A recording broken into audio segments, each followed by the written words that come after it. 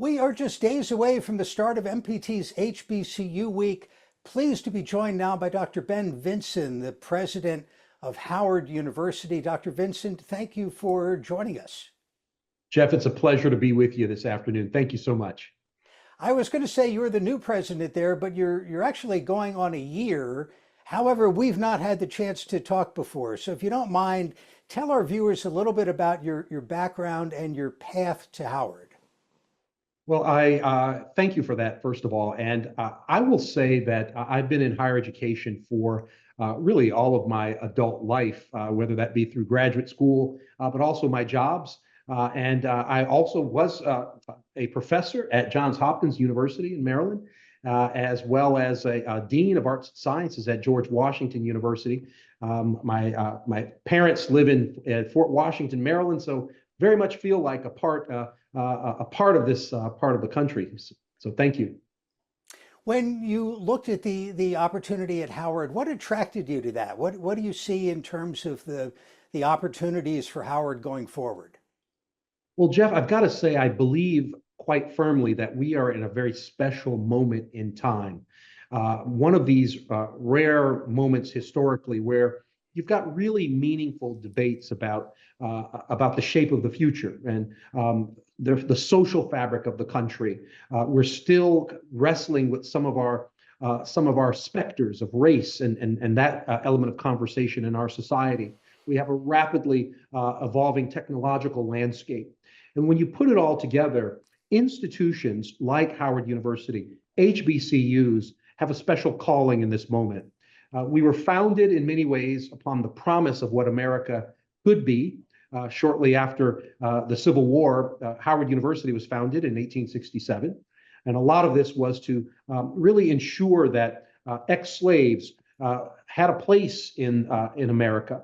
And in many ways, as the American story is unfurled over the centuries, this is yet another one of those moments where fundamental questions about equity, the future of our society, can be redefined. And institutions like Howard help train the next generation to solutions for those really burning questions that are part of our story.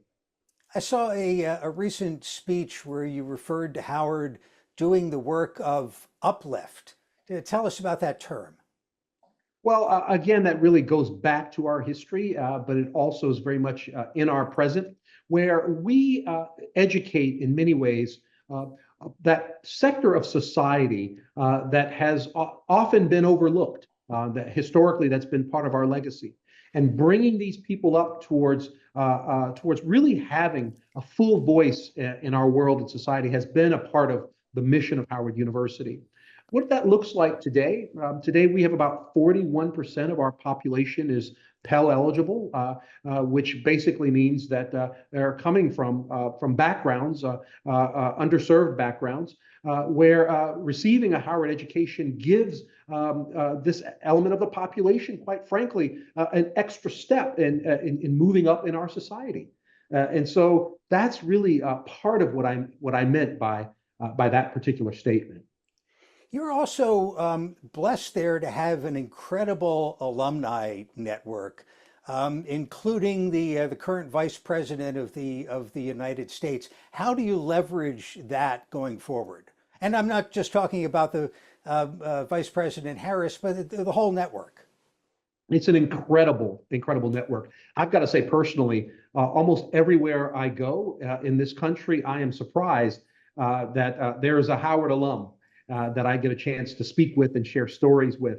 And when you think about this incredible legacy, not only is Vice President Kamala Harris a part of that, but we've had people like Vernon Jordan, Charles Hamilton Houston, Thurgood Marshall, and right here in Maryland, the late Maryland Congressman Elijah Cummings, who was a political science major at the university and president of Howard's Student Association. And all of these experiences have led individuals like Elijah Cummings to greater heights. And in his case, in particular, those formative experiences at Howard, we believe, really helped line his vision and set him on that trajectory towards his destiny in the U.S. Congress. And we've got stories like that, and they resonate internationally. When you think about Eric Williams from Trinidad, one of the former presidents, prime ministers of Trinidad, you look at the African continent, we have stories like this from generation through generation.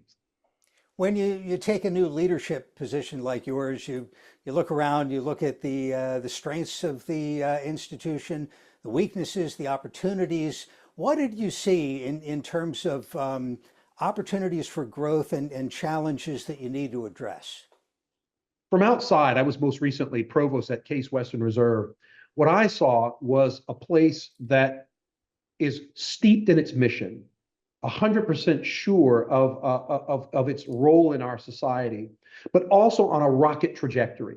The research mission of this institution is absolutely on fire. Many of the accomplishments of our faculty in scholarship and helping solve some of the nagging issues of our world, such as social disparities, health disparities, equity and justice. These are the types of things that have been calling cards of Howard University, and quite frankly, are being turbocharged by the recent investments in the university, both from grant agencies, from philanthropic sources, but also just quite frankly from the sweat and brow of our faculty who are really milling at the grindstone, if you will, in terms of their work and engineering new insights that are really taking Howard to the next level. And that's what you mean when you spoke recently about Howard at maximum strength. Yes, I believe that this nation needs an institution like ours. It needs Howard University operating at its maximum level.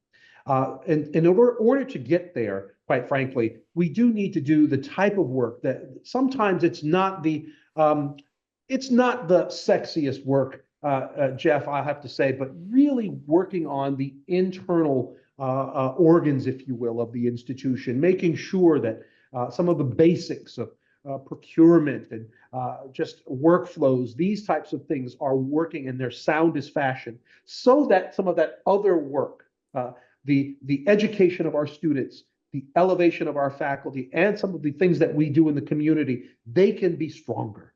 And so Howard at maximum strength is about improving the inside in order to elevate the potential of the institution so that it delivers its maximum capability to our society. Dr. Vinson, thank you so much. We really appreciate the time. Thank you so much, Jeff. I really appreciate it. For more information on HBCU Week, visit mpt.org/HBCU.